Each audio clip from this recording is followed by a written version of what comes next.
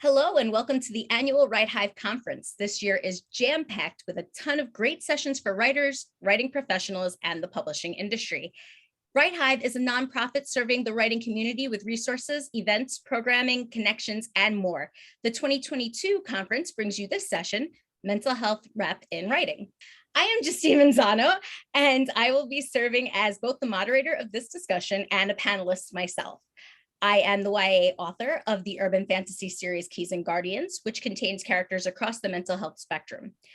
I am also a freelance editor, an editor in residence here at WriteHive, and I am also the co-host of WriteHive's Worker Cafe, where we are currently doing a series about mental health for writers. I'm going to cycle through everybody. We will start with Beatrice. Please introduce yourself. Okay, yeah. My name is Beatrice, and I am an author and poet. This year, I'm going to have either short story or poems coming out in Thaya magazine, Fantasy magazine, Air and Nothingness Press, and others. Most of my work is horror, more specifically Southern Gothic, and I'm really excited to be here. Hi, I'm Frank. I am an author and I also do like graphic design, stuff like that. I have a short story out now in a horror anthology. And I have two novels, a sci-fi and a fantasy coming out next year. And both of the full-length novels deal heavily with mental health. I'm Anne Goodwin. I'm in the UK and I write entertaining fiction about identity, mental health and social justice. My background is as a clinical psychologist, but I think I was drawn to that profession in the same reasons I was drawn to being an author. I've now published 3 novels and a short story collection with small independent press, Inspired Quill. And the one that you can see on the screen, my most recent novel, Matilda Windsor is Coming Home, is about a brother and sister separated for 50 years and the idealistic young social worker who tries to reconnect them. And it's based on it's inspired by my experiences of working in a long-stay psychiatric hospital. And yeah, this is my first time at the Hive conference, so I'm very pleased to be here. Hi, so I'm Kate Foster. I'm a children's author. I write middle grade fiction and chapter books. I write about children who autistic children are very often the stars of my books, but also a big part of my books are about mental health. So in the case of Pause, Alex is autistic, but he has quite high anxiety in certain situations. So a natural part of his voice and his story is very much about dealing with the world around him and how that feeds his anxieties. So yes, it's definitely a topic that's very close to my heart. My new book, The Bravest Word, which comes out over here in Australia in a couple of weeks, is very much focused on childhood depression. So that's sort of perhaps a more intense topic, intense story, but yes, very much goes into the process of understanding that there's something wrong and your mind is playing tricks on you. So yes, that was a very therapeutic write. Welcome. So I guess the best place to start when discussing mental health in representation is, I guess, why do you feel personally that it's important for you to read and create mental health representation? I think it's important to represent all kinds of diversity, the whole spectrum, but mental health issues actually affect quite a significant proportion of the population. I think 1 in 3 or 4 people experience a common mental health problem. I'm particularly interested in the more severe disorders, which might be just like 1 in 100 people might experience those within their lifetime. So they're kind of less represented in society, and often people don't know much about it. And when you don't know about something, there's often a lot of fear and prejudice. So I think fiction is a way of educating, advocating, reducing stigma, because it enables people to get close to people, the characters, that they maybe wouldn't ordinarily. So I think, well, why not, take this opportunity? And also because they're interesting, aren't they? Sort of flawed characters are what we look for in fiction, particularly. So yeah, there's lots of things to think about regarding mental health issues. Well, for lots of reasons. I mean, it's a it's a fact of life. If you can have all these other topics and all these other content in children's literature, then really we need to be having as much mental health representation as possible. It's particularly the way the world is at the moment. All the things the youth have been through over the last few years, there really is no surprise that we are entering a really quite frightening mental health pandemic. So many children, teenagers, and yeah, children as young as kind of 8, 9, really showing those symptoms of depression and anxiety. Those worries of the future, they're really settling in very deep with our children. And I think now more than ever is such an important time for them to be picking up not just 1 or 2 books that deal with these topics, but a whole range, so they can pick and find something, the genres that they want to read as well, but that still has this representation. So for me, now more than ever, I think it's important that we just bang out these books, we get them in the children's hands so that they can feel seen, they can feel accepted, and they can feel, most importantly, that they can talk about it.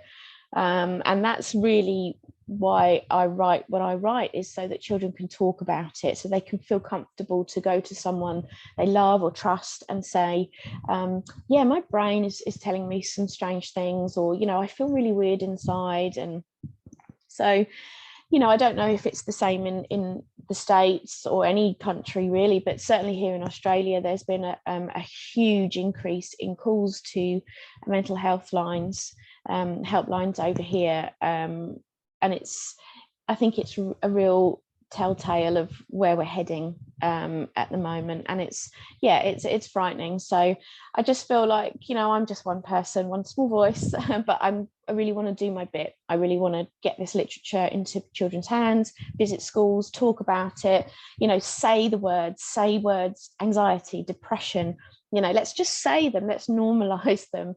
We're perfectly fine to talk about diabetes, and I don't know, heart disease and a broken leg, and we can talk about these things very openly. But why are we still so frightened to bring up the word depression, anxiety? Why? I think it's time that we kind of put a stop to that and talk openly.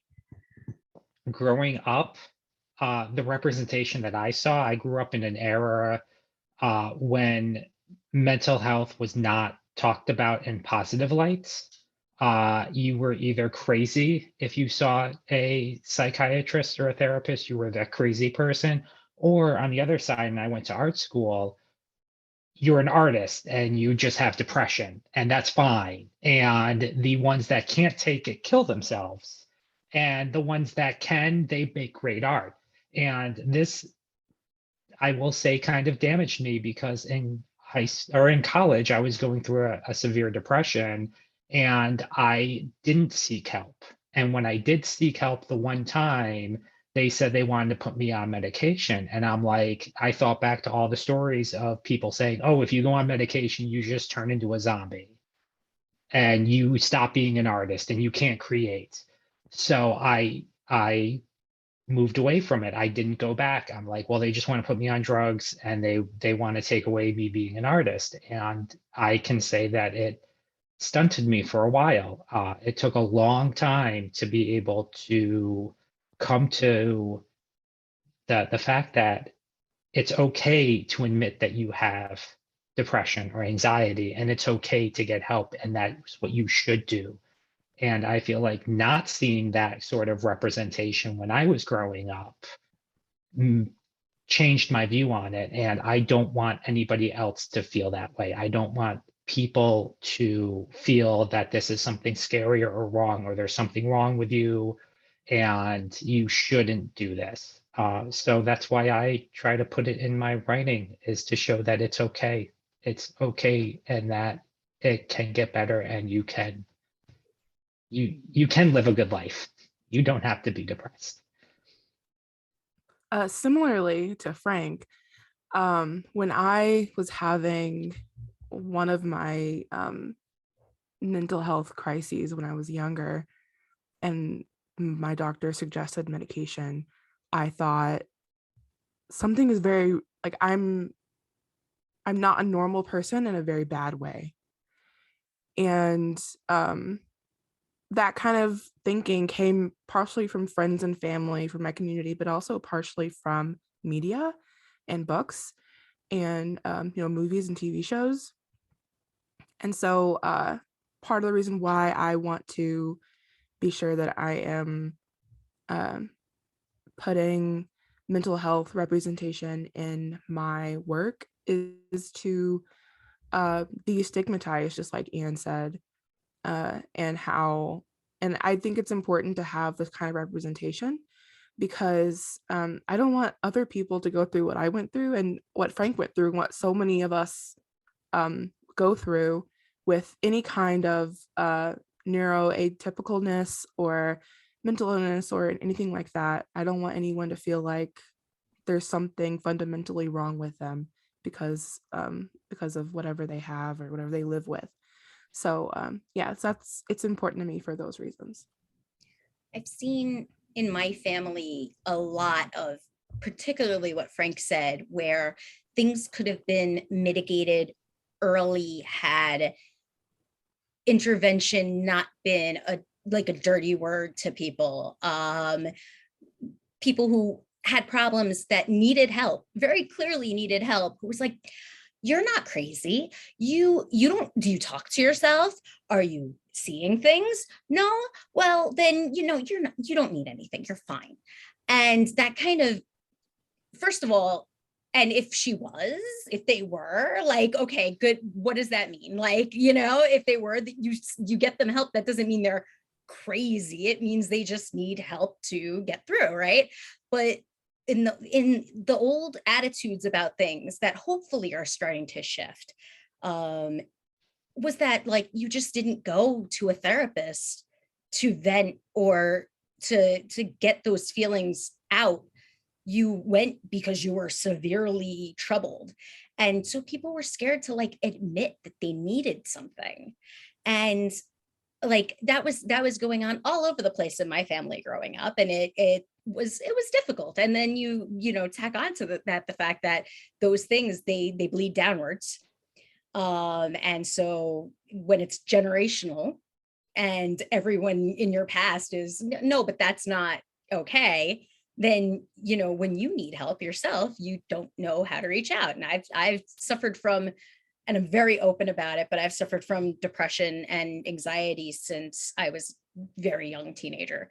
And having that kind of background made it very hard to see it for what it was. And I still have problems with the idea of taking medication. I'm on medication, but I still struggle with it, because I go, is this I'll think like what Frank said, where I'll think, if I'm creating and something isn't coming out right, I'm like, oh, this med, it stifles my creativity. It messes up what I used to be when I was, my art used to be. And, I know it's not true, but that thought will cycle in, because when you hear this thing all your life, it gets buried in you, and you start thinking the things that other people told you rather than what to be true, automatically. But it's so important to me not only to demonstrate, because I do speak often about mental health and struggles that I go through, ups and downs, and because I speak so openly about it, like I try to demonstrate it in my own life. My son is even very open. He struggles with depression and anxiety as well. And he'll talk to his friends, which is just, I mean, trouble with teenagers, but or preteens, but he'll very openly, and well, I have some mental health issues. And it's like, okay, kids don't always accept that very easily because they haven't been educated properly about these things. So any change that we can put out in the world and sort of make it a discussion, make it open, change that feeling around it, the stigma that oh, you know, mental health problems equals bad or fragile people, which it doesn't. And sort of like, or the fact that the people are necessarily dangerous, which is another thing. When you have some of the more the less common disorders, they tend to be viewed in a way like where they are considered dangerous, when usually it's actually more dangerous for the person themselves. The percentages speak of them being more likely to be abused than to in any way be harmful to others. So shifting that by speaking more openly, even if it is about the more common things, but opening up that conversation that, you know, your mental health is just as important as your physical health, that the medication you take, if you take insulin for diabetes, you take your, you know, your depression meds for your depression, and it's the same thing, you know, and kind of like opening up that conversation so people don't feel like it's something they can't talk about, and it's a whisper kind of thing, and how do I deal with this, and are just more open and explain, look, I'm having a really down day today, like I need to step back for a minute. Like that is sort of where I'm going when I'm putting things out there into art.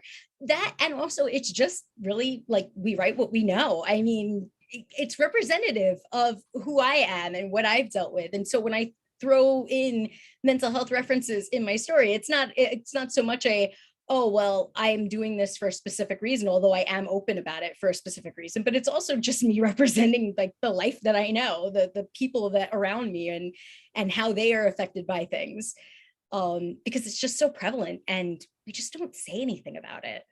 I wanted to go back to something that Frank said that really, really struck me, the romanticization of the, you know, I don't even know how to say it, but like, you know what I mean, where you're an artist, and so it's okay to suffer, you know, in different ways, whether it's physically, mentally, emotionally, there's so many different ways you could suffer, but that kind of romanticization of suffering as an artist, as if you're suffering, there's like a direct correlation, and like if you suffer, you're a better artist. And I had that mindset for the longest time.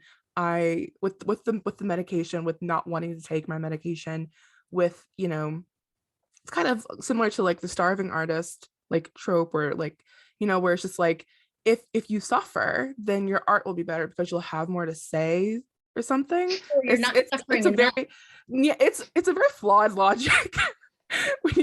when you think about it for a second, it's very, very flawed. But I bought into it, and I was like, I'm supposed to be this way. I'm supposed to like to let my suffering continue, even though I had I was very privileged to have access to healthcare, but I was just like, no, I'm just gonna let these panic attacks happen. Even though, you know, better. Yes. Yeah, I mean, don't be like me, people.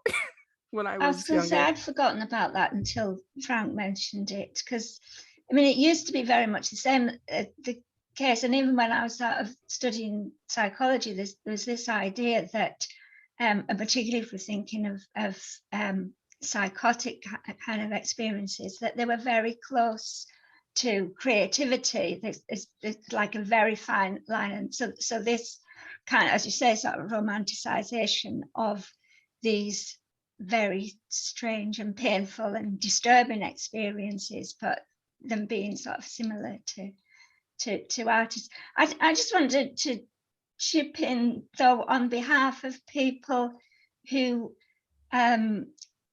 don't do very well on their medication or aren't, because you know, a lot of people that I've talked to primarily in my work had disturbing side effects of medication and did, you know, it did make, they weren't necessarily trying to create something, but it made them sluggish and sort of so there are still, you know, a lot of people with unwanted effects, and a very difficult decision for people about, well, how much do I kind of compromise my life in general, and often things like sexuality and other things that I suppose maybe sort of close that kind of energy, and that services could do with being an awful lot better for people than they are. I mean, I was doing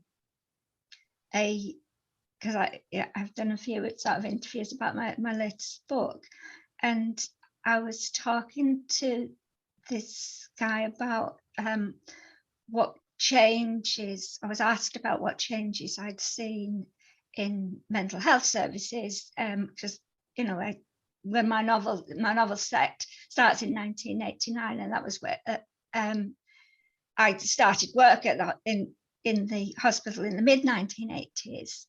And, you know, when he asked me about that, I'm saying, actually, it's 30 years ago, but things haven't changed as much in mental health services as they have in physical health. You know, if we look at the enormous changes in that period of time, you know, like with fertility, transplant, surgery, all of those things that you know, that I remember have been very new and sort of, oh gosh, you know, there's an exciting new development, have become routine almost in physical health services.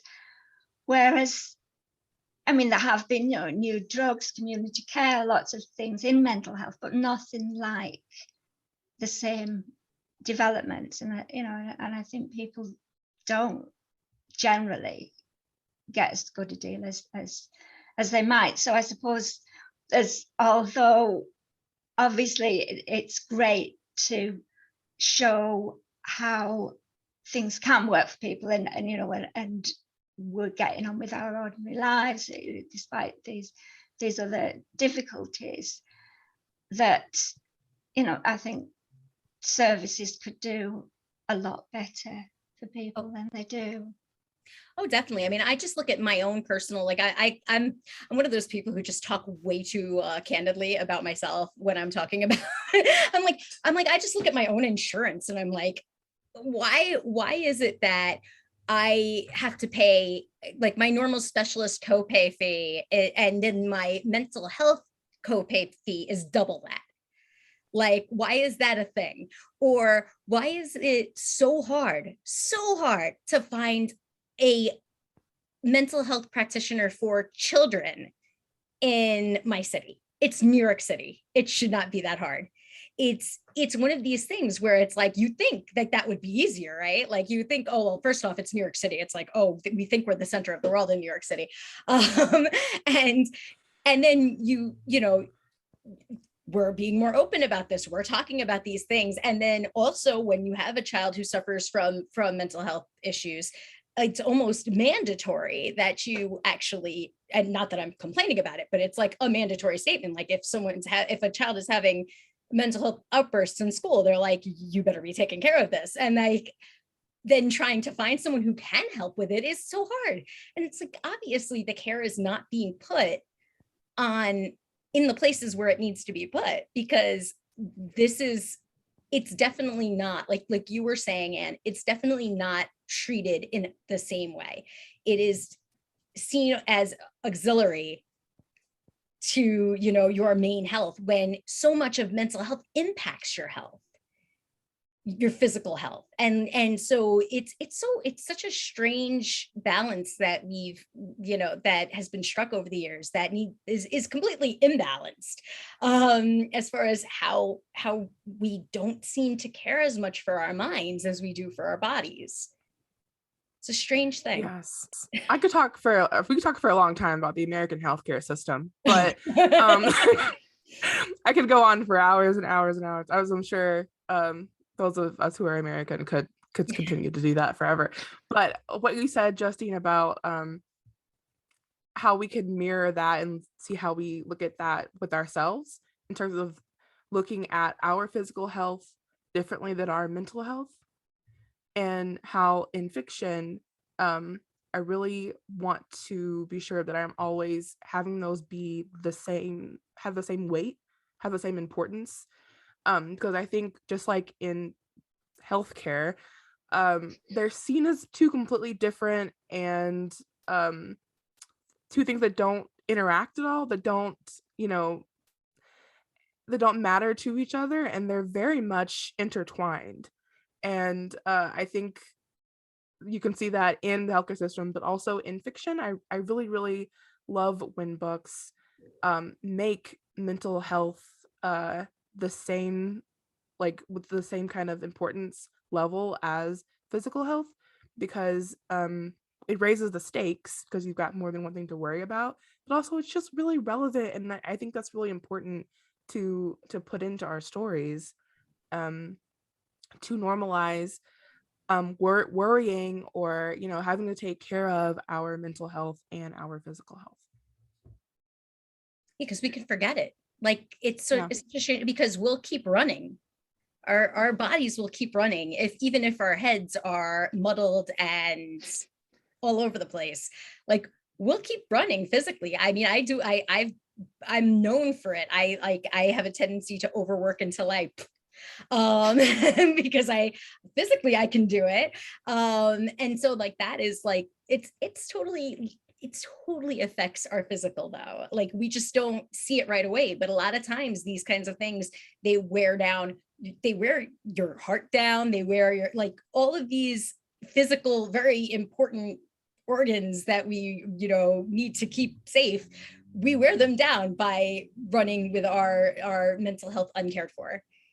And I think the other thing, and I know we're all trying our best, but I certainly from my point of view and things I've read and I've seen, I really don't think us as grown-ups, a lot of us are great, but a lot of us have added to that problem with our children. We've terrified them, and especially with the way social media just spreads misinformation so very often, blowing things out of proportion, focusing on the negative. Children have access to that 24/7, so they're seeing it and they're believing it, because why wouldn't they? They're adults saying these things, so it's got to be true. So yes, I don't think but then we've all lived through it for the first time as well. So in that respect, we were learning at the same time. But I do think, yes, our children have taken the brunt really of what's gone on these last couple of years. I mean, over here in Australia, and I know that you've had terrible weather problems in America as well. Like we've had a couple of years ago, we had dreadful bushfires, just burning out of control. It was just devastating. Like that's the only word I can think of. And then this year we've had floods, like devastating floods, and add that to the COVID and the lockdowns and all of the other things that are going on. Like it's just building and building and building. So it really doesn't surprise me that children are now kind of going back out there and expected to just carry on as normal. And kids are great, kids are resilient, and they are marvelous, and we really should learn from them. I think that they could teach us a great deal. But I think it's time that we up to our support of them, and rather than just telling them off and being angry with them and saying do this, do that, we need to sit with them and say, okay, well, let's just chat. Let's just talk about this. I know that's not going to work for all kids, but if we just make ourselves available and just allow them to scream, to get these things off their chests, to say everything's abnormal, I can't cope, at least it's out of them. And then they can start figuring out some kind of solution together with the grown-ups they look up to. Yeah, absolutely.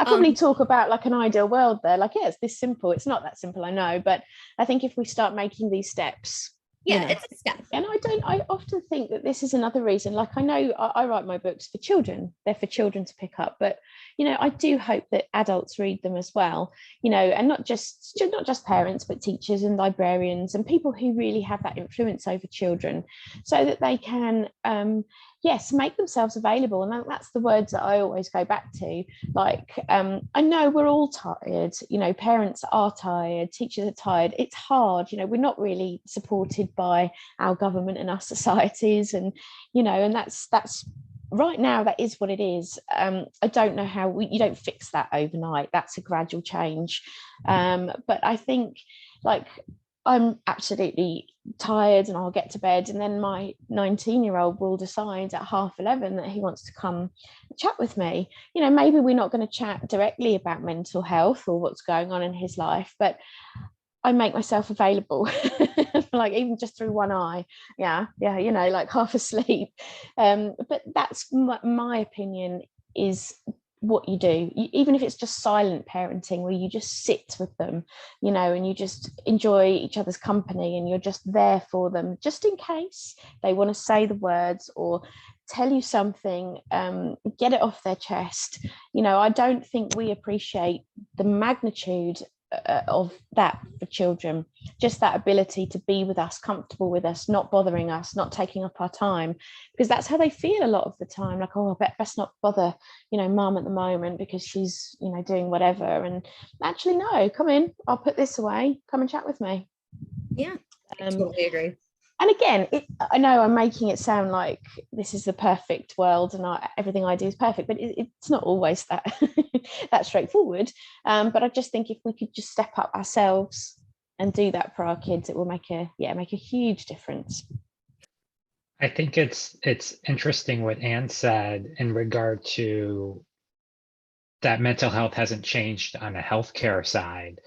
And I think that on the social side, I'm encouraged how in the last 5-10 years, it has become less stigmatized, especially in media. You're seeing portrayals on TV and in movies of people dealing with grief, and then not in cases of just movies that are about your atypical or your typical drama where somebody's dealing with the death of somebody. You're seeing it in superhero movies, superhero shows where things where people are considered impervious you're seeing them cry, you're seeing them deal with grief. I mean, whether it was done correctly or not, WandaVision was all about somebody dealing with grief, and it's taking this topic that used to be shoved into, going back to the art stuff, into artsy films as a tragic thing. It's being put to the forefront, and I think that that's amazing. And what is encouraging is hope that this is happening societally, maybe with an increased focus on mental health. The healthcare side will eventually catch up, hopefully, fingers crossed. But I know my therapist was saying that they are the only office in the area that's still taking new patients, because there was such a huge influx from COVID-19 that pretty much every practice around them hit their limits, and they're still trying to take people. But it's slowing it down. A lot more people are reaching out, but they're not finding, as you said, they're not finding places to go because they're overworked. There's just not enough. So hopefully the two will catch up. Isn't it strange what happens when you put people in a house without that many distractions for a prolonged period of time, and then all of a sudden they realize, oh, I can't, I'm not speaking down about it, but I just think we have a tendency to just, and I speak for myself here, to just be as noisy as possible so that we don't have to listen to the inside of our brains. And distraction is huge.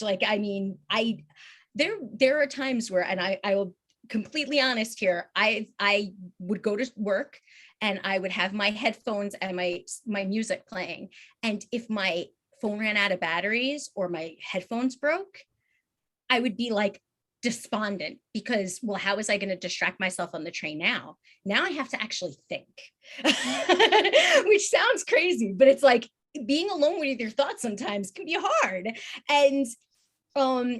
And I say sounds crazy, and I realize right off the bat that I'm saying something that is totally not okay, and it's just ingrained in the way that we speak. But you see, yeah, Oh, yeah. it's like Yeah. infiltrated our language and how we perceive things. It's insidious.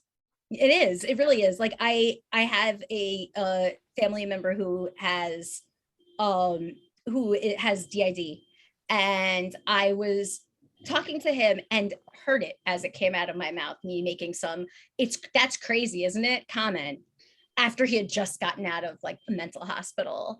And I wanted to like crawl inside of myself and die. Like I felt so bad because he gave me a look like, what? And I didn't mean it in any way like that, but because we adopt these bits of language, that it can be a challenge to unravel those negative perceptions that are just in our speech, that we're not saying it because we're like, oh no, people with mental illness is bad, or anything like that. It's just this thing that happens where it becomes a part of our lexicon, and then we can't unravel it. And it takes time. And it's something that I've been particularly which is why I noticed it so much. I've been actively working on like yanking that back out of my speech. Because it's harmful. It's harmful. There's nothing wrong with having mental health issues. I think though that I mean, language evolves anyway, doesn't it? And the terms that we use for talking about people with mental health problems has changed as well. And that I mean, I was looking into the what we call the Victorian lunatic asylums, which were the long stay hospitals set up for people in that was the proper word for them, which obviously now it's a stigmatized word, but it's quite difficult with something that is going to be perceived negatively anyway. I mean, I do take what Frank's saying. I certainly agree that things are changing an awful lot, and certainly since my childhood, I'm pretty sure I was depressed in my teens, but I didn't even have the concept of that, and certainly it wasn't a word that I knew, and certainly wouldn't have been allowed to utter it if I had. So that's that is a change about sort of how open to a degree that we can be, but I don't think there are any proper real terms in existence that to talk to, because and particularly in the mental health services that I was working in as a psychologist, psychologists would move away from the diagnoses that psychiatrists favour, which tend to carry some stigma and don't have a lot of scientific basis, but are nevertheless useful for some people some of the time. And I suppose it depends, like you're saying, Beatrice, what the perception of that is. If you get diagnosed with say a personality disorder, what does that mean? It doesn't sound very nice, or maybe you're going to sort of feel okay about it. So people are different, but they were kind of trying to move away from a kind of an illness model, although I take what you're saying of looking at it in the context of other sort of physical health care, but then the some of the terms that we find it seem very kind of watered down. If I'm talking about people who would be given a diagnosis of schizophrenia from a psychiatrist, they do have some serious issues that they're grappling with. So if we call it they're suffering from emotional distress, which in a way they also are, because I think emotions are at the bottom of these sometimes quite odd, disturbing experiences. But sometimes doesn't sound as serious enough, that, well, aren't we all suffering from emotional distress when we feel a bit upset as something. So I suppose I'm saying I think the terminology is very difficult, and because we have different models for addressing it, and because of the long-term stigma. It's also odd how these diagnoses have become like sort of pop culture used completely like incorrectly, like when you're I'm so OCD, I have to like straighten out my straighten out my papers in a certain way or something like that, and you're like, that's not OCD, honey. That's that is you're a little organized, like, like ease up. That's something that you see a lot of too, like particularly like I suffer from ADHD, and so while I am, I hear that all the time. I hear people, I can't focus today, hey, ADHD, and I'm like, but you don't, like it's not the same thing. But it's odd to me that like sort of pop culture or popular like understanding of these things can either go one direction or the other. It can be completely stigmatized, or it can just become a part of like the lexicon that people just use, like it means one thing when it's totally incorrect. Language is weird. That's all I'm saying. Definitely. And I totally agree with you, Anne, about how language is a continuous revolving wheel, and what is okay to say one year may not be okay the next year.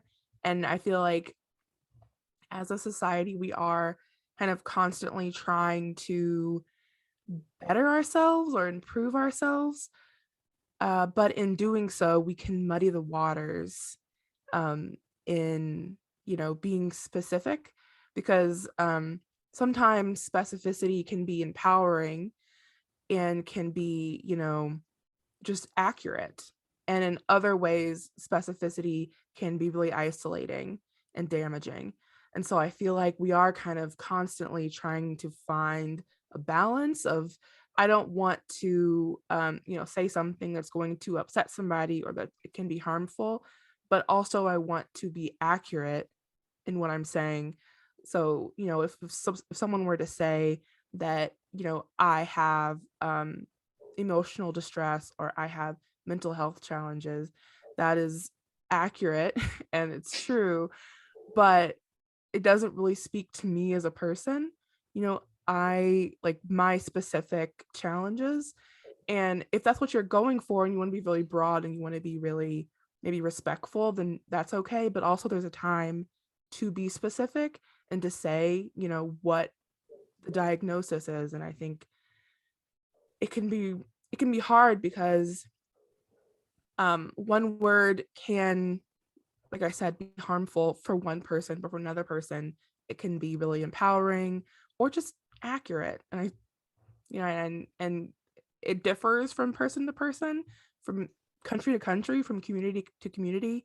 And so I feel like it's difficult to say one word speaks for one type of diagnosis or one type of experience, because everyone will perceive that differently.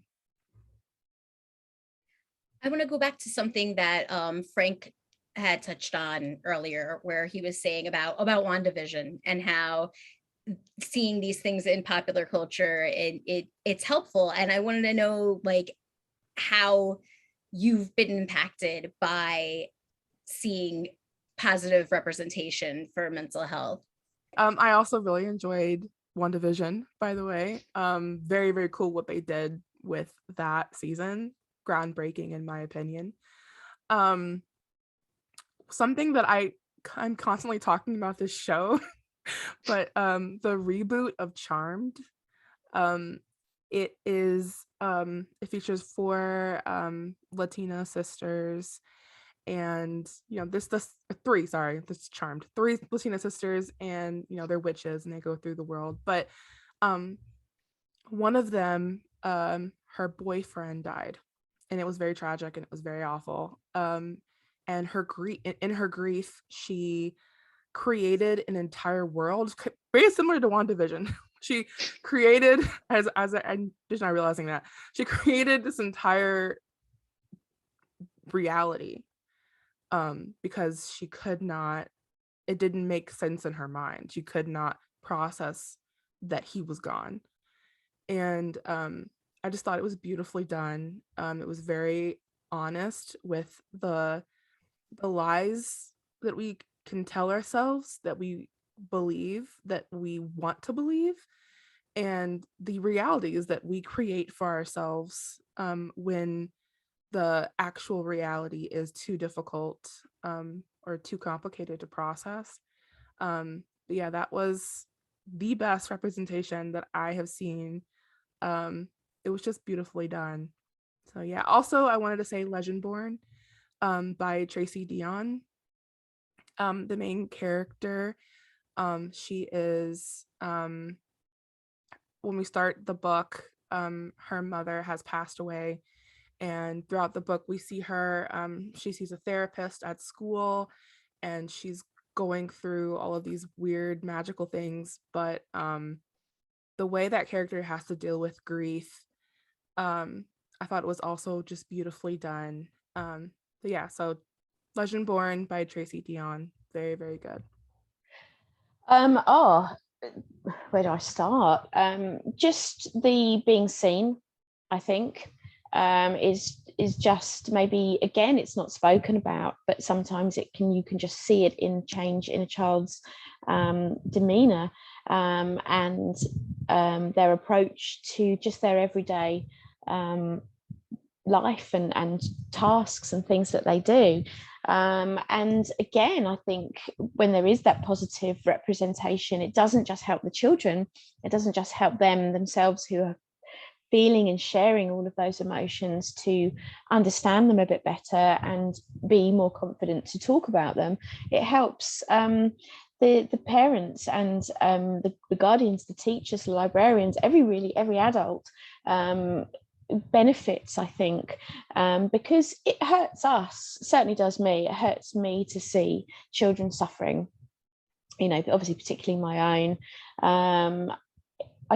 I get so broken because I think we presume we've failed in some way when our children have these mental health concerns, and you see them spiraling, and you just want to make it better for them. So I think, you know, we can't take that on ourselves, again, particularly in the society that we live. You know, we have to rely on media hugely. So when it's mental health representation and it's positive and it's in TV, movies, literature, then, you know, kids are receiving it from other places. So it's kind of bolstering up what we say to them, as well as, you know, it being a much more of a mass kind of normality for them. So I think it helps us. I think it helps us just as much to be able to support our kids as well as it does the children. So personally, I just don't think there's enough still. We need so much more positive representation out there of, I mean, it's very hard to represent mental health issues positively. I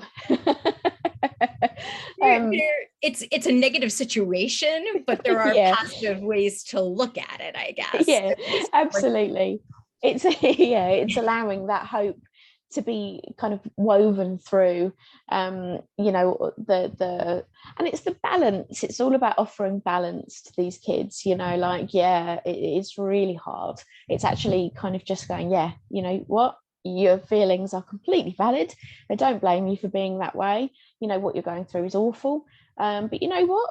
We can fix this. We can join forces and we can deal with this. And so I think, that balance and that positivity and that hope kind of, in the negatives, you know, mixed in with the negative side is completely necessary.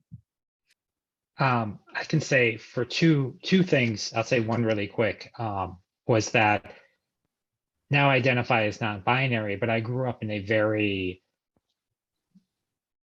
men don't cry, you know, you got to be tough, you gotta, you know, just work. And that was my growing up was parents and grandparents who were like, you know, you just gotta work, you gotta be a man, you know, go out hunting and do all this stuff and be a stone. And like, you know, I didn't feel that way. Like I cried the first time I went hunting and then never went hunting again, but I did it because I was told I was supposed to, because I was a man. So like seeing a lot more representation of men being able to be emotional and is great. And I can't necessarily point to one because it's in so many now. And that's a good thing. But I think that the one thing that hit me the hardest was a show called Crazy Ex-Girlfriend, which it was a CW show. I think it ran for like 3-4 seasons. And it started out where it took everything almost as a joke and then started bringing real representation into it. And the creator of the show, Rachel Bloom, talks a lot about her struggles in real life with depression and all sorts of different mental health issues. And she wanted to bring that representation into the show. And they did it in a way that allowed you to laugh at it and not a mean way. It's a way of going, oh, that happens to you too.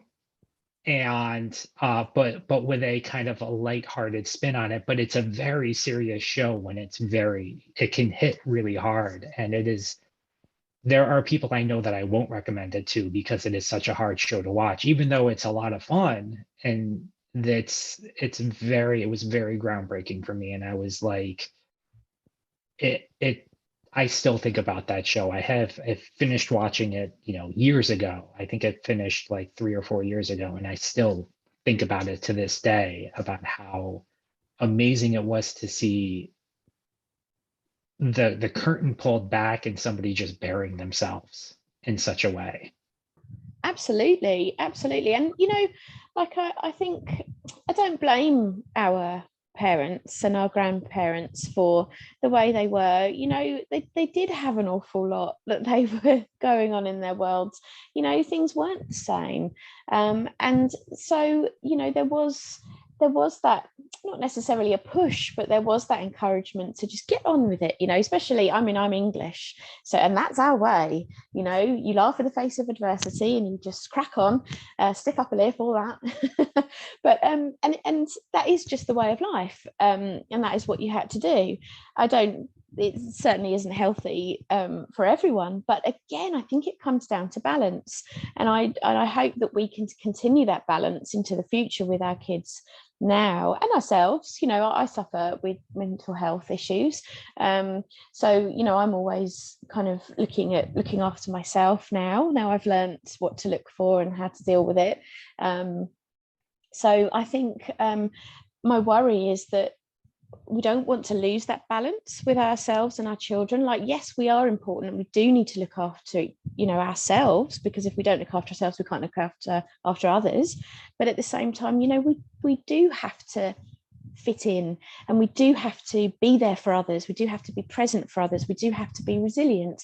You know, we are a society at the end of the day, and we do need to support each other. So there is that balance of, yes, look after yourself, accept that you need help, but also, you know, you can't always center yourselves and everything that goes on. You know, we owe the people around us a lot too, so we need to support each other. And I think, yes, you know, the representation that there is now, obviously it is growing and it's getting better, and so that, yes, I think that's helping us. I just hope we don't go too far the other way and we all become these incredibly self-centered, selfish people that, you know, just put ourselves, you know, above everyone else, because it's just not, society will never last, I don't think, personally, if we do that. So yeah, I agree with you. I think it's definitely helped me, you know, reading and watching these shows, you know, and seeing how mental health is yeah, prevalent, I guess, amongst all the different age groups. And yeah, It's interesting when you're talking about humor, because it's quite difficult at first, isn't it? Thinking of something that is really painful, but also sort of bringing humor into it. And one of the things that I found in writing my novel that was, it's because my main character experiences, like Beatrice has said, her situation is really unbearable. So she's created this, over time. She's been in hospital for 50 years after having an illegitimate child, which happened quite a lot in those days. It was in 1939 she was admitted. And so she's over time, she's created this different reality, which is completely at odds with that of the people around her, but it works for her. So she thinks she's a grand heiress in a country estate when she's living in this hospital, in huge grounds, and she thinks the nurses are her servants and all that kind of thing. And as I was writing that, I found that it was getting to be quite humorous, and I didn't start to write it that way at all. I didn't intend it to be funny, and I was really worried because aware of how people with serious mental health issues could be the butt of jokes, and anyway, it sort of evolved over time, and I sort of got advice of it, and found other ways that the story could be humorous, which was actually reflecting on the staff who have these crazy meetings, and I said crazy again, well, I think it was a crazy meetings, and the people in the community, because it was about moving out of the hospitals were closing down, the people in the community having these, setting up committees to oppose these former psychiatric patients moving into their midst, and they're completely chaotic meetings. So there was other sources of humor, but what I found, so I was worried that the humor would kind of dilute the tragedy, but actually what people tell me that they've read it, and people without any kind of connection to sort of mental health issues in their family, or obviously some haven't, but that the two seem to sit very much side by side, the poignancy and the charm of the character and the humor, and that they say that the lightness kind of makes the darkness bearable, that people can actually confront it. They get quite outraged really about what's happened to the character, on her kind of feeling very sad about what has happened to her, but I was very sort of really surprised about that, and I would have been sort of advising anybody else who wanted to write about a serious mental health disorder to definitely not steer away from the humor. But it did work. I've also read a really nice novel called Rabbits for Food, which is by a set in New York, writer Vinnie Kirstenbaum, I think, and it's a really funny novel about depression. And I think well, depression isn't funny at all to experience, but it's very, to me, also a very accurate rendering of what that experience is like. I feel like sometimes humor it's like the spoonful of sugar to make the medicine I was go gonna say down. the same thing. It's just like that. It's just like you need something to soften the blow a little bit. because I mean, it's bad enough when you're living with that sort of situation. You don't want to necessarily inflict it on others with the same level of like weight.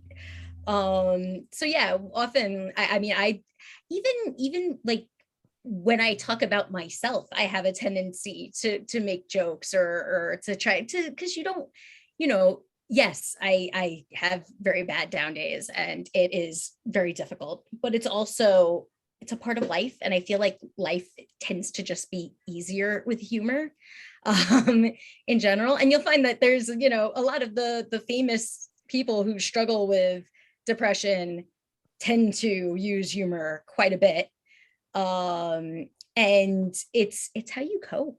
I feel like it's how you deal with that situation, because it's like it's never going to be fun to talk about or easy, but it can be eased by laughing with yourself about it.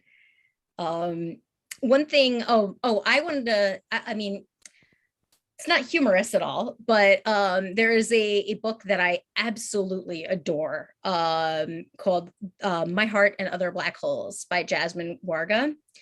And it is about what I felt was a very accurate depiction of depression and how it differs for every person that suffers from it. It's about a girl who decides, and it's pretty weighty. It is hard. It's a difficult read. I should warn before I say that. It's about a girl who is basically looking for a suicide partner online. She wants to make a suicide pact. She finds a boy who is in the same boat and says to her, like, when she signs up, he's like, "You're not wishy-washy about this, right? Like, you know, you're going to like actually do this with me." And he's just, "Yeah, definitely." And they meet up because they're planning what they're going to do. But in order to do this, and this sounds very YA teen cutesy a little bit, but in order to do this, his mother does not like let him out of the house on his own. So she pretends she likes him. She's his girlfriend. And the mother warms to her and then starts letting him out, which is how he's going to be able to get out to go do this grand suicide plan they have.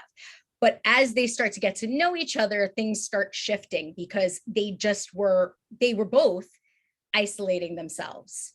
And while that shifts in one direction for one of them, it shifts in another direction for the other. And I don't want to spoil the whole story, but I feel like the way that they both handle it and the fact that they actually seem to like each other and don't know what to do with it because they are planning to be gone, and how they adjust and adapt to that situation, and the fact that it's not easy, I think like at first when I heard the idea of the story, I was like, oh, and then they fall in love and then everything's fine. Like I thought it was not going to be well handled, but it was so well handled and it wasn't an easy fix. And I thought it was really well done. So that's my big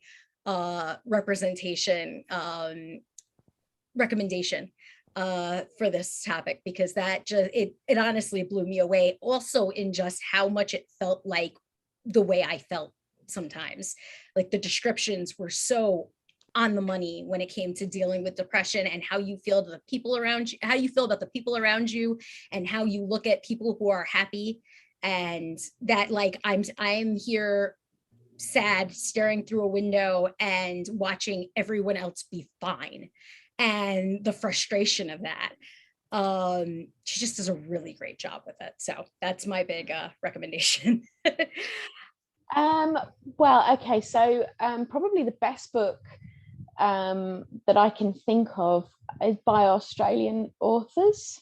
I don't know if they are out anywhere else. Might have to do some research on that, but I'm very lucky to know this person extremely well. She's an extraordinary writer, and we've actually just written a book together. But Kate Gordon, she writes the most sincere mental health rep I think I've ever read in a book.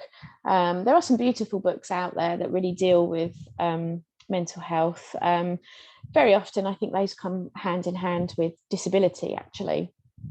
But yes, Kate Gordon, there's a couple of books. Asta's Good Right Things, which deals with a girl who has quite chronic anxiety. And you kind of go through this process with her as she's trying to find her place in the world, really, and where she belongs. And then Kate's also written another book, which is kind of a companion novel called Xavier in the Meantime. And this boy has depression. So it's very much about how some days are good, some days are not good. And really how he navigates those days and those emotions. But they are so beautifully, poetically written, very honest, very touching. So if you can get copies of those books, then 100% I would recommend it. Recommend Kate. She's an absolutely fantastic author.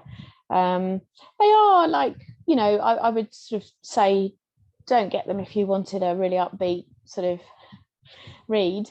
There is a bleakness, I guess, to them, but then those books, that they need to be there, I think.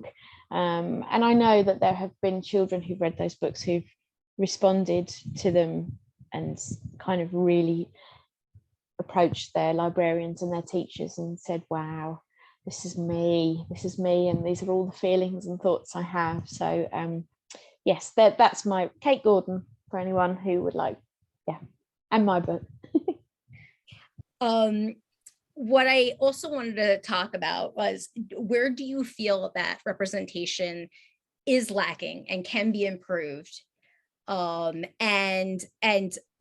do you feel like it, how do you feel about people who write about mental health issues they do not themselves suffer from? And that's just, it's very broad, take it as you will.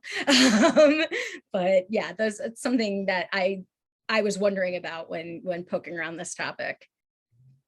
Well, I suppose I write about mental illness that I don't actually suffer from, so I could be criticised for that. I suppose it depends on your stance about what a writer is and what a writer does, really. I think what was interesting for me in writing this novel was that, obviously I have my own ups and downs, and so experiences of distress to draw on, some quite severe distress. But I'd never been shut away I'd never been a psychiatric inpatient for any period of time, never taken mind-numbing medication, and hadn't had to live in close proximity with strangers for 50 years, which was the experience of the hospital. And also I think what I had to consider was whether there's a conflict of interest for me, so that in the sense that what I owe to my readers is to get deep inside my character's experience. And but if that's threatening to me, because I think of my main experience of the hospitals was as a member of staff, and although as a psychologist my training kind of pushed me towards more empathy with the patients and understanding some of the complications of that relationship.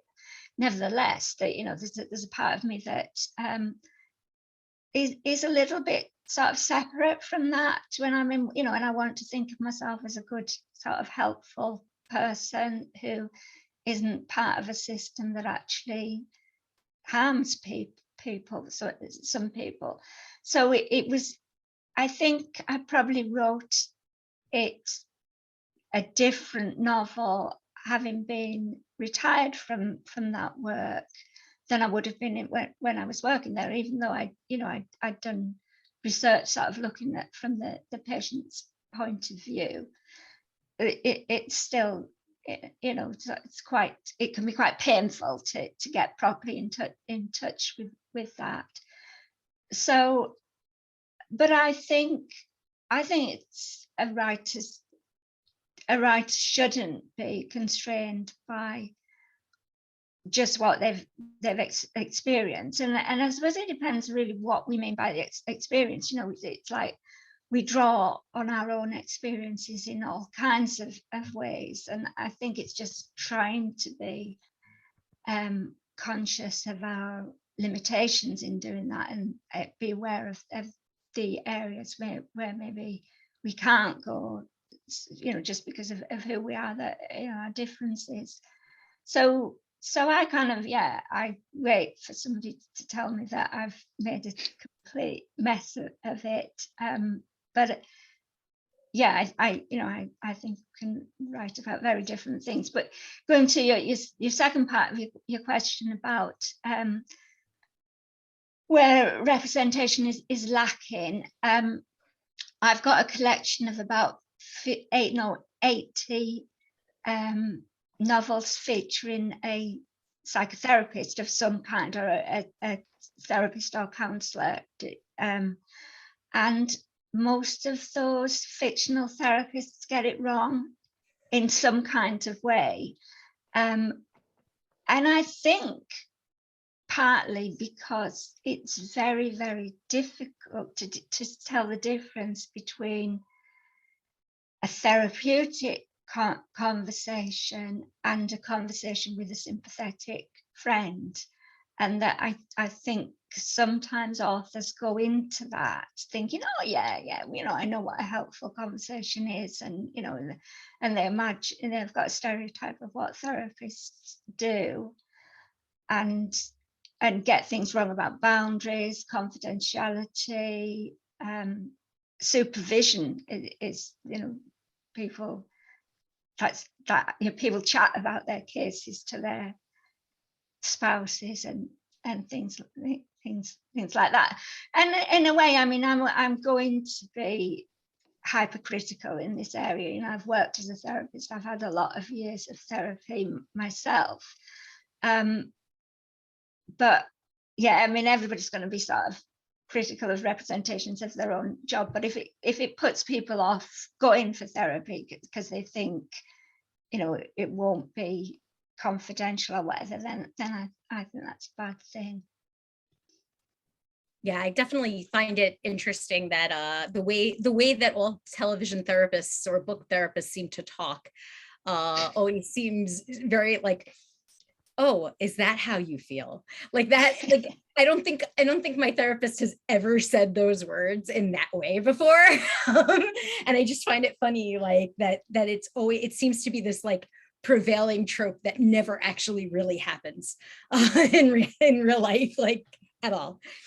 I also think that something that is extremely important that I think might make readers understand, or rather listeners of this understand a little better, is that I feel like there's a level of research that is done in your case and your exposure to real cases that makes it different from someone who is just picking up, you know, this idea that they have in their head with no inside knowledge or understanding of what they're talking about, and going in completely blind and trying to figure it from the outside.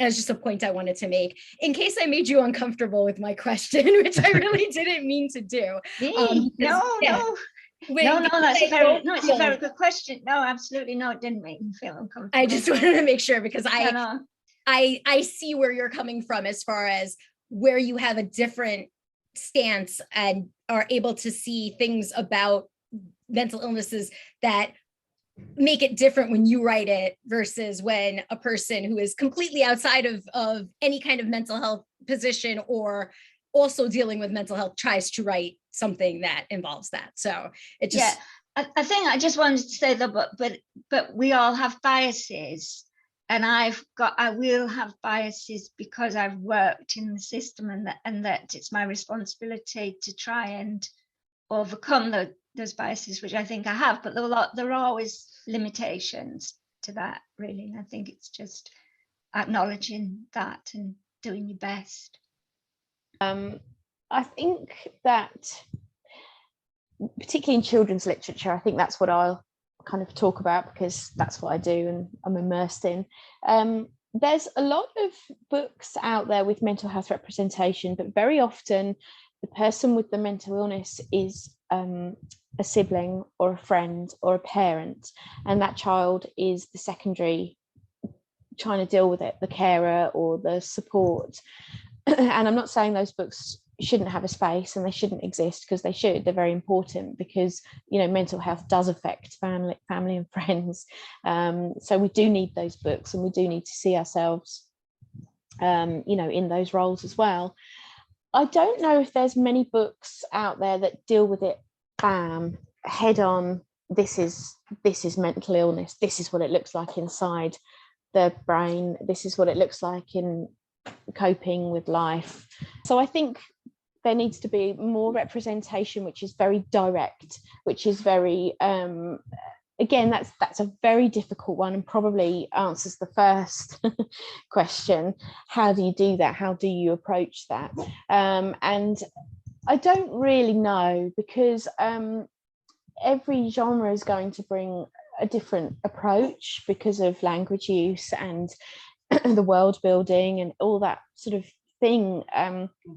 So I don't know. I think I don't know if I'm qualified to answer that question. I think times change, like we said before, so quickly. So I think do research really is the thing I would say, is immerse yourself in that world when you're writing the book.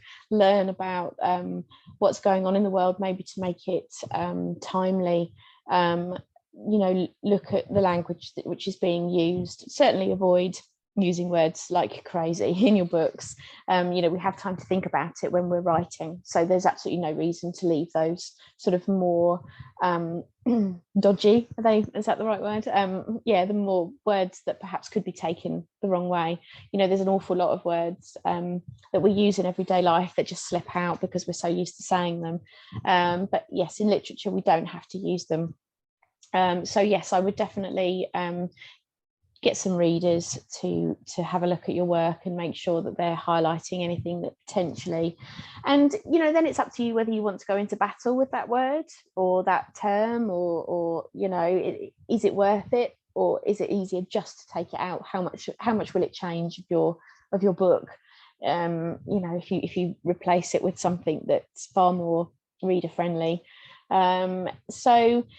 Yeah, but yes, going back to the second bit, I would like to see a lot more books which put the character, the central character, has the mental illness, and we are really investigating it with them. We're going through that process of understanding, we're seeing them get help, and we're seeing how that help benefits their life as well. I think that's really important, to see how reframing language, thoughts and that kind of thing can benefit us and everyone around us as well. So I think that it's within reason okay to write about something that you don't have, as long as you do that research, as long as you understand it before you write it, as best as possible. But I personally try not to. I believe in writing what I know, but I have seen good representations from people who don't have it,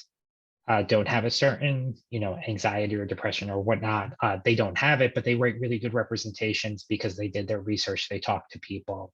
But I don't think it's okay to just take what you've seen on a TV show or a movie or read in a book and just assume that's the way it actually is. Because that's how you continue a false narrative that gets propagated over and over and over again. And that's how you get representations of people with autism that are like Dennis Hoffman and in Rain Man, Awesome. or yeah, you if that's who your research is, looking at other stuff, that's not good enough, or at least that's my opinion. I totally agree with that. It's funny you say that because I was gonna say the exact same thing of as someone who was diagnosed with autism, it's seeing representation like that was so harmful. And I felt like, oh, that's the way people see me. People, when I'm just at the grocery store or when I'm, just out, people see me like that. And it contributed to a lot of really negative self-talk of something's wrong with you. People look at you and they see, not you. They see someone totally different. They see, I don't even know what they see, but it's not me. And so I totally agree with that, Frank. I also wanted to say in terms of representation that I'd like to see more of. I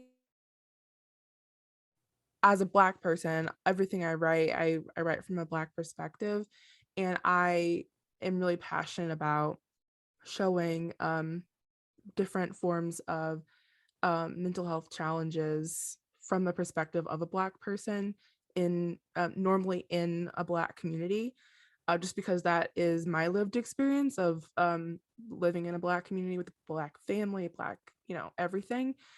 And the way that mental illness challenges are viewed in the Black community, um, it's not great a lot of the times, and it also contributed to a lot of negative self-talk as a child and all throughout my teenage years that I'm had to unpack a lot of in therapy. So I'm really passionate about more representation uh, for people who have mental health challenges who are Black and who live in a Black community with Black parents, because if I had been able to see that as a child, I think that it would have made me feel less alone. It's interesting when we bring up the topic of autism specifically. So my son is autistic, and since he got diagnosed, I started realizing that I have so many common traits. And I think the only reason I never realized that, and it took me a long time to realize he was autistic, is because of these stories that you hear, or the movies, the TV shows that depict it in one way, and you're like, well, okay, well, that's not happening here, so thus it is not that. And I feel like when it comes to neurodiversity and mental health, they're all really a spectrum, and the representation that maybe one person might put on paper that maybe is their lived experience can be very, very different from the representation that you experience yourself and how you feel. Like, so we'll sit there, we'll see, oh, this representation is great. Like, we've all spoken about representation that we thought was on the money. And yet probably there's a lot of people out there that are like, well, that's not how that feels for me. And we also have to respect that too, because we can't represent, everybody's lived experience with depression or anxiety or et cetera, et cetera. We can only represent our own, and try to be as truthful to that, or our encounters with people, try to just be as truthful about what we've seen in the world when we're representing. Probably a lot of what's in my books is myself, my family, what we've been through together. But I do try to I'm always reading, and I'm always kind of looking at people's case studies and that kind of thing. So I'm always sort of looking at how other people experience these illnesses as well. So I do try to bring in different experiences that other people have had, maybe not as the central character.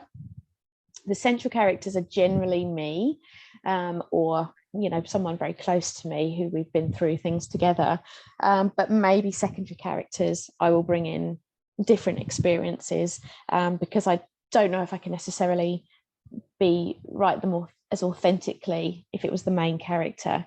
But yes, I definitely want to try and bring in different experiences too.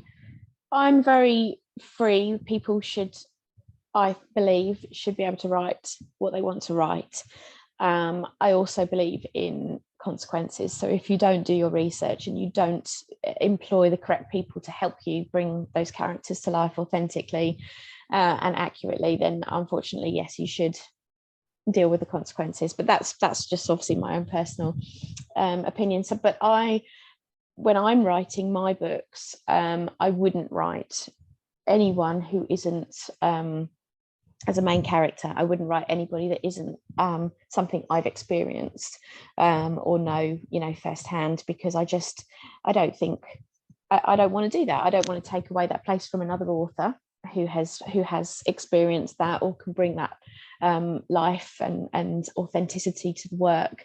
So if I am going to bring any kind of other experiences, it will always be through the children's friends, parents, teachers, so other people, and so it's not touched on in too much detail, but again, I will always use readers to check those characters and make sure that they are not using language which is completely inappropriate or inaccurate or dated, because the way language changes these days is just, every week there's a new meaning to a word. It's like, oh God, let's make a note of that one. So yes, I think, you need those people who are up on it and who are constantly, immersed in the evolution of correct language to read and tell you. And sometimes it is just one small word that you just need to alter, but you don't know what difference that will make to someone who's reading it at the end of the day, and so it's entirely worth it, in my opinion, to get those readers. I mean, that's what I love, my sensitivity readers.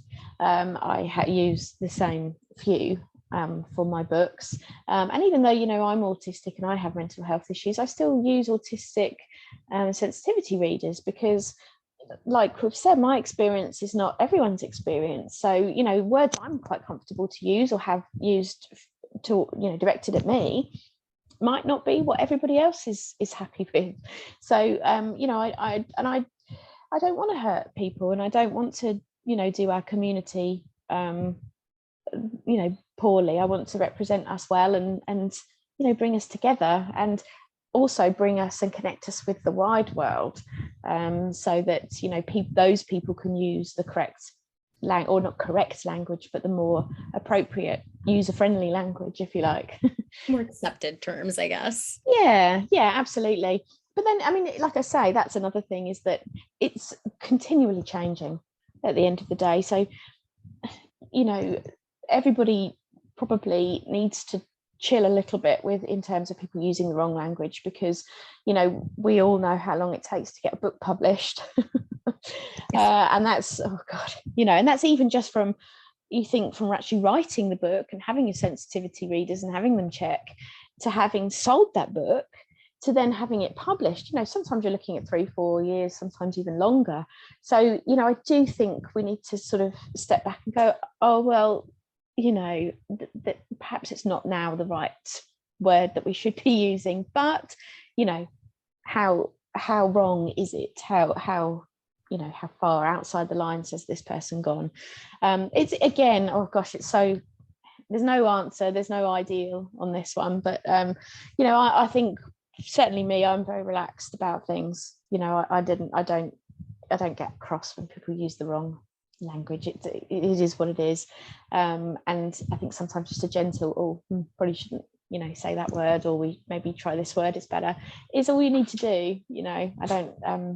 I don't think it's fair sometimes how harsh we are on each other, especially when we're all going through the same things. To start to sort of put it into context of where does this sit on the scale of should I explode or can I deal? And interestingly, I did it does. There's so many factors that you have to bring into it. Like you say, the other person who said these things, there's no excuse for them having said it, but what was going on for them? What led up to that incident, you know, could it have been avoided? Could you perhaps have helped? You know, I'm a real firm believer that we should be reaching out to each other as much as possible, and we should be considering what that person's just been through. It's not always an excuse, 100%. In fact, it's never an excuse.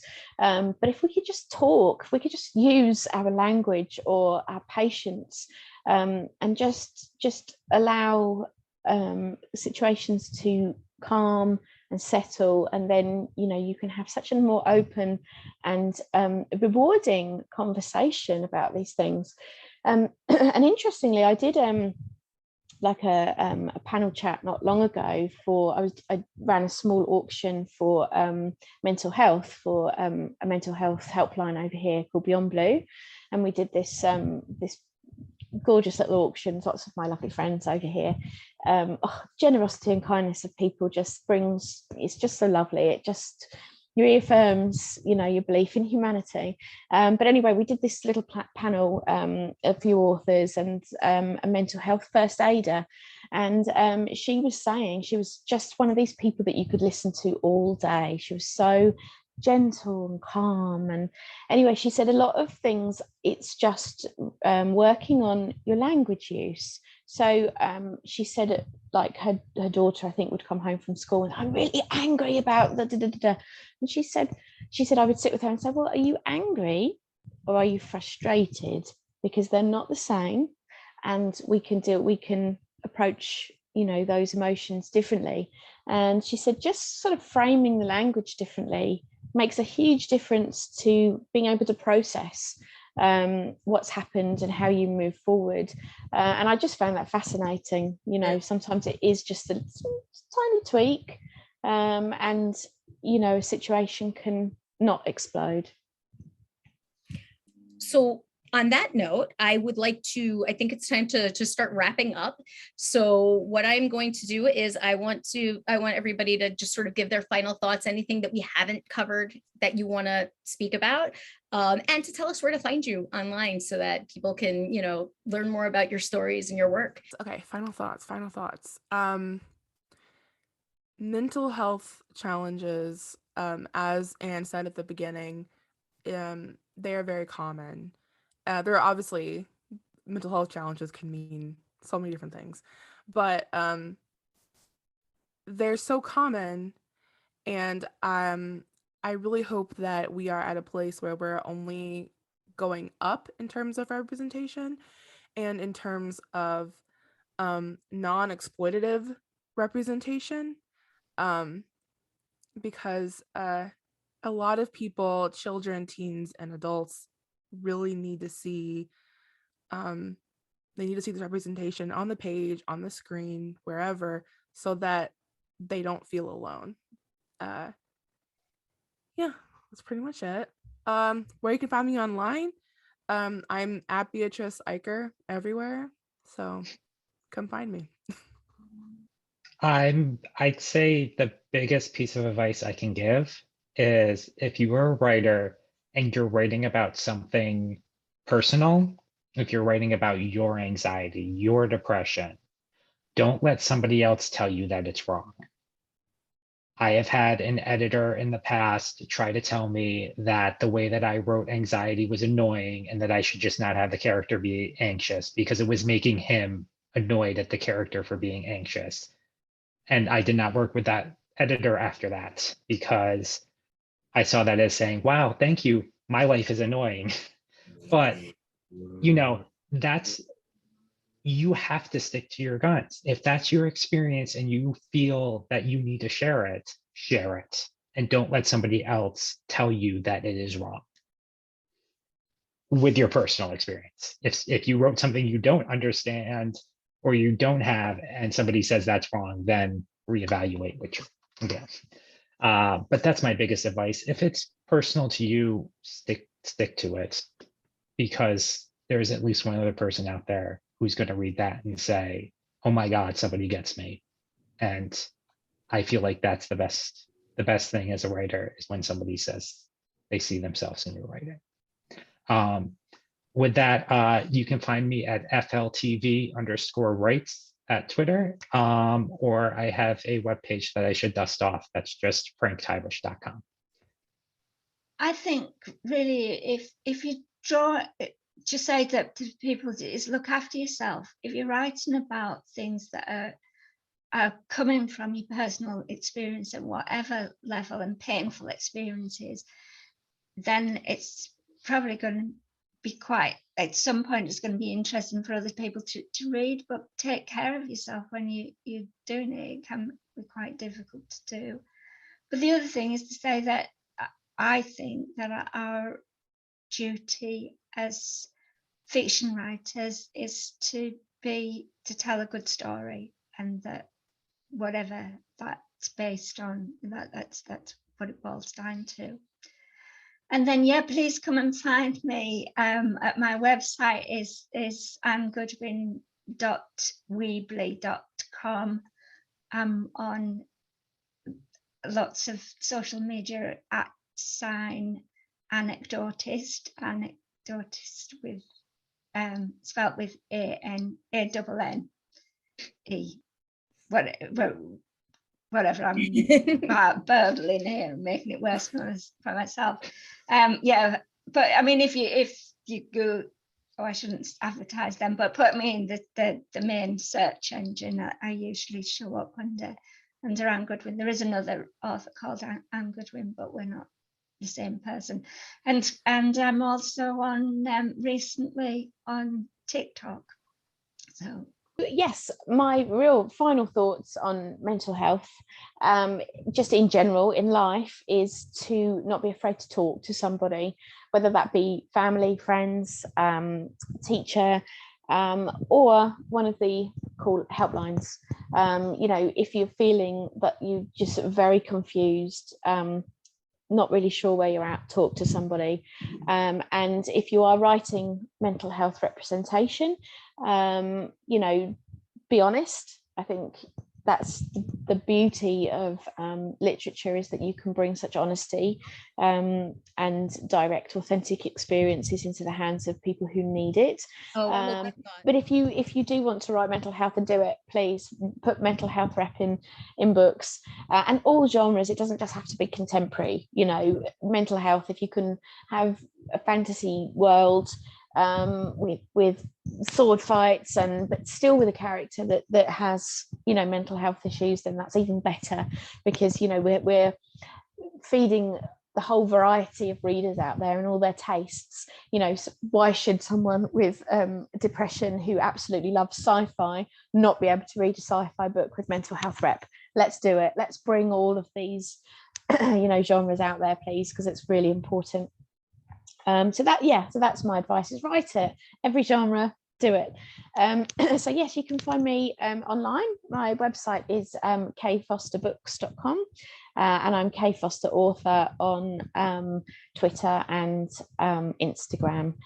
I guess my final thought, and I think it's important to pay attention to the fact that just because you may not suffer from a mental illness does not mean that you won't go through really rough times in your life, that representation can actually help you with and can make you feel like you're not alone.